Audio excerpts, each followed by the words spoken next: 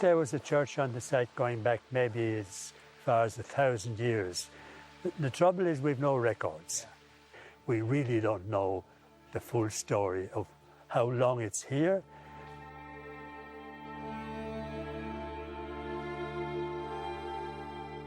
Hello and welcome to Stories from a Living Graveyard, a podcast series created by myself, Finn Dwyer, and Damian Shields, the host of the Forgotten Irish podcast.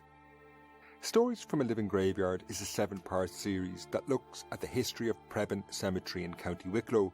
This episode, which began with the words of Father Hamill, a local priest in Preban, hints at the ancient history of the cemetery.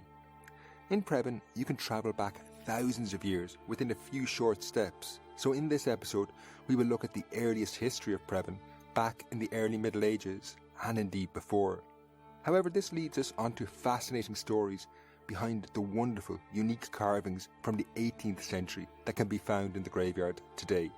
This series has been produced in association with the Preban Graveyard Committee and the Heritage Office of Wicklow County Council. Damian and I would like to express our thanks to the Heritage Council and Wicklow County Council for funding this podcast and the ongoing work to reveal the hidden heritage of Preban Graveyard. Sound was by Jason Looney.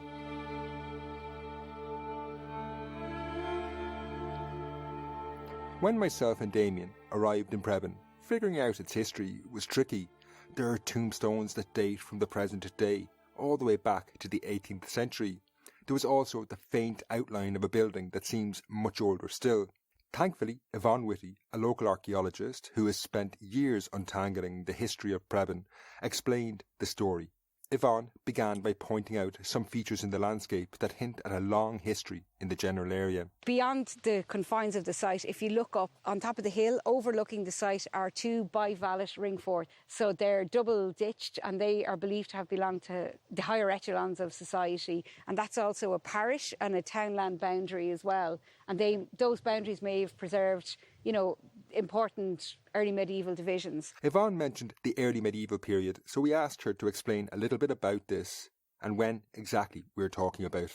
The early medieval period began around 500 AD, and this is a time when there was extensive missionaries to Ireland. So St. Patrick, I suppose, was the most well-known and famous of these missionaries, and they were sent here to Ireland to convert the pagan Irish. Preban's history in this period is elusive, but Yvonne explained how one feature close to the cemetery indicates the site may be at least 1,500 years old. Little is known about the history of the church in Preban, but there's a clue. There's a holy well that's located kind of 120 metres west of the graveyard, and this is dedicated to St. Aidan, and he was the first bishop of Ferns in 570 AD. St. Aidan is an important figure, and in the next episode we will look at the story of the well and the rituals surrounding it. Dr. Louise Nugent is interviewed extensively in that episode, but we asked her to explain briefly who St. Aidan was. St. Aidan is an early medieval Irish saint. He was born in County Cavan, and as a young man he studied at the great monastic school at Clonard run by St. Finian. And he's known throughout folklore and his hagiography of being a knowledgeable and learned person. He also studied and spent time in Wales with St. David before returning and founding his monastery at Ferns in County Wexford. He's also the patron saint of monastery at Rosinver in County Donegal and at Drumlane as well. So he was a very well-known and popular saint. He's the patron saint of the Diocese of Ferns as well. While this connects the site to the early medieval period, Yvonne also pointed out some archaeological features in the graveyard that anchor Preban's origins well over 1,000 years in our distant past. This is a typical early medieval church site. It's a D-shaped enclosure, and then by the 8th century the church, I suppose, became more established, and what they wanted was they wanted local people to bury their dead in consecrated ground. So this is where Preban maybe would have been flourishing. Then Yvonne brought us over to one part of the site where the faint outline of a building can be seen. Incredibly, this is the remains of a structure that brought us back to the 12th century, the time of the Norman invasion and the world of Diarmaid MacMurrough and Strongbow. So what we're standing here really then is we're inside the ruins of the church, which is about 12 metres by 4 metres. And we would assume that this, based on the architectural fragments, this church would have been, I suppose, about, it would have been an early church, about 12th century. And maybe there might have been a wooden church here earlier. And maybe, so we know that this is definitely an early church site when you think of St. Aidan dating to the 6th century. While Yvonne has described what seems to have been a flourishing religious community based around Preban in the medieval period, we were curious how it fell into disuse. Yvonne explained. Would have fallen out of use at around the time of Henry VIII, and when he dissolved all the monasteries and transferred their wealth to the Protestant religion, which is the new faith. So Preban went out of use then. While it fell out of use during the Reformation, by the 18th century the local community were again burying their dead in the cemetery. Yvonne describes one of the oldest legible graves you can see today at Preban. We've a headstone in here from 1738, and what's really exciting and interesting is that we have a descendant, a person who's a direct descendant of the 1738 headstone, and he lives now over in Texas, and he's been in contact with us. Now, the graves that date from this phase of Preban's history are one of the most incredible features of the graveyard. While you can read the personal details of the people buried beneath them, there are also several of these headstones that are carved with incredible and intricate detail. These are not what you expect to find in a remote graveyard in the foothills of the Wicklow Mountains, and unsurprisingly, these have their own fascinating history. To understand the story behind these headstones, Damian interviewed Chris Corlett, an archaeologist who has worked with the Preban Graveyard Association and focused much of his work on these headstones. What Chris revealed transformed the way any visitor to Preban will see the site. Chris's line in this interview wasn't perfect, but what he says is fascinating. Chris began by explaining a common feature of Preban and a series of other graveyards in the wider area. What some of these graveyards in South Wicklow and North Wexford especially might lack in terms of upstanding late medieval or even early medieval remains, certainly make up for in terms of headstones for the 18th century. Because the collections of headstones in these graveyards are difficult to compare with anything else. Chris has identified two stonecutters who carved some of the most impressive headstones in Preban. The first of these was based in the Wicklow town of Aughrim. There's one which I termed the Aughrim stonecutter, or the Aughrim granite stonecutter. Unfortunately, he's anonymous. He leaves his name on any of the headstones, but he seems to have been working out of really one of the only sources of granite in the area close to Aughrim. So his headstones are found all around this area of South Wicklow. They're interesting because it's almost like a vernacular form of Baroque. It's influenced by architecture, it's influenced by furniture, and they're quite flamboyant headstones in many respects, although the decorative motifs that we see on them tend to be quite generic. It's a relatively small number of selection of passion symbols, passion of Christ. Alongside the Aughrim stonecutter, Chris has also identified the work of an incredible figure called Dennis Cullen in Preban. Chris started with Cullen's background. Chris then went on to talk about Cullen's work, which you can see in Preban today. In parallel to our granite stonecutter, we also have another stonecutter, and this is Dennis Cullen.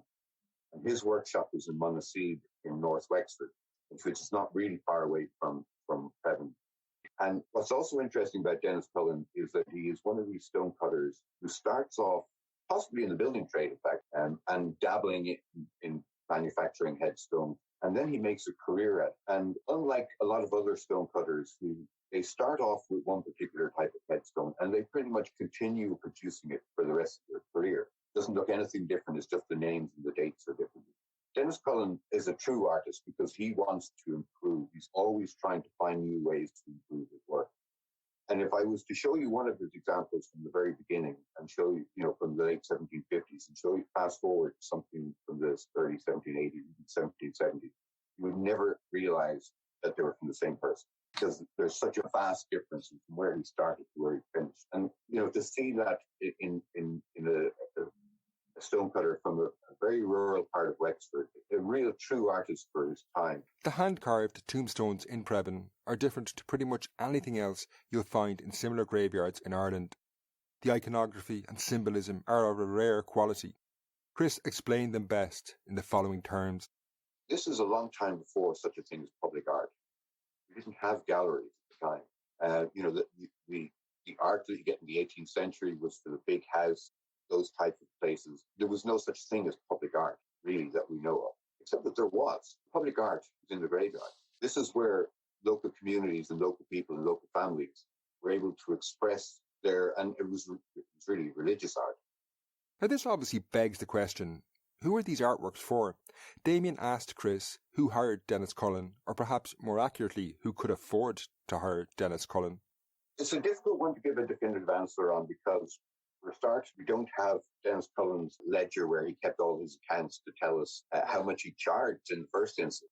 No doubt that he'd charge a pretty penny for some of his work. And he was adaptable. That's the interesting thing about him. He was very adaptable. He carved certain headstones were obviously designed, tailored for people with a certain budget, kind of a little Analdi version, for people who maybe couldn't afford the more accomplished work. These headstones in Preban also tell us about the people of the time. It also implies a certain level of literacy as well. Whether the families who commissioned them could read necessarily, of course, is one thing, but they had an expectation that people out there would read. Preban Cemetery can be confusing at times as you move through thousands of years of history and archaeology, all lying side by side. Indeed, sometimes the same headstone can have multiple histories, having been reused again and again. Chris now explains how on one occasion, when looking at a headstone, he made a remarkable discovery, almost by accident.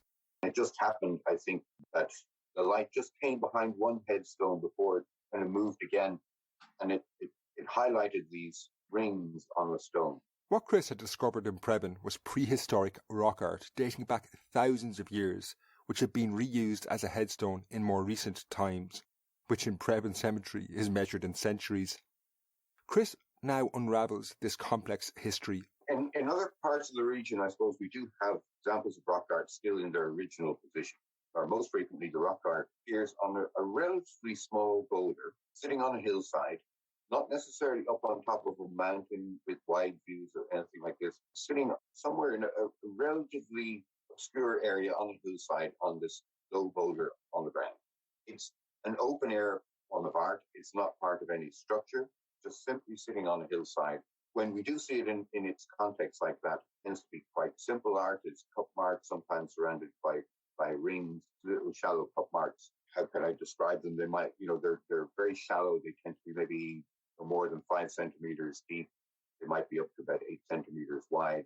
They're much smaller than you might associate a bowl of a mortar, for example. So they are quite small. And sometimes, as I say, they're surrounded by a ring. This rock art is thousands of years old. Many have theorised what this meant at the time. It has been argued that they may even represent maps of the stars. Chris, however, was more sceptical as to whether we can truly ever understand what the artist intended. No two sites are exactly the same. So I don't believe that they're simply maps such as that. They are pretty much whoever's gone out there and decided they wanted to create this art, they had something in mind, and we will probably never know exactly what it was. This rock art ended up in Preban after being moved there. This begs the question when and why this happened. Chris continued.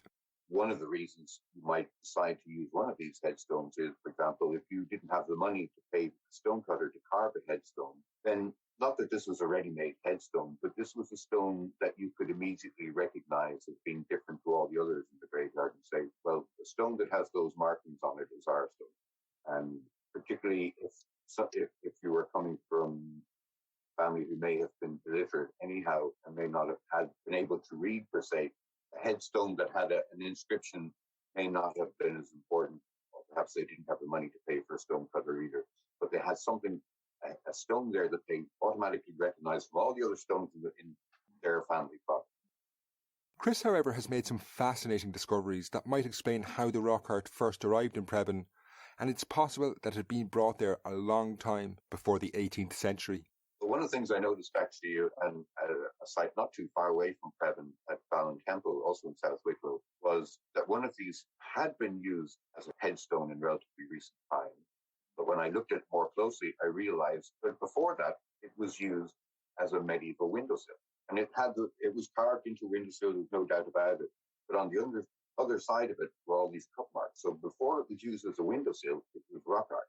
So that stone was reused and recycled and repurposed, you could say, in the late medieval period, possibly 600 years, 700 years ago. So perhaps these stones have been moving around for some time. It's not that they're just simply ending up in more recent times, but they have been coming to these sites for centuries now.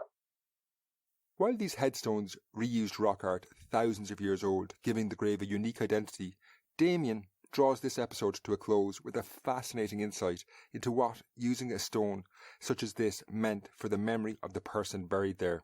It must have been an awareness among people that if you were the person who was left there with the prehistoric cup mark stone, that although you would remember who was buried in this grave, when that generation or the generation after it was gone, that name was gone, that person's identity is gone. But even if you are illiterate and you could have a named headstone, you would have an expectation that that name is going to be preserved in perpetuity as you would see it going on, which is a really interesting idea. That brings what has been a whistle-stop tour through the history of Preban Cemetery to a close. In tomorrow's episode of Stories from a Living Graveyard, we turn to St. Aidan's Well near the graveyard and the rituals that were practiced there for centuries until very recent times. Until then, Slán.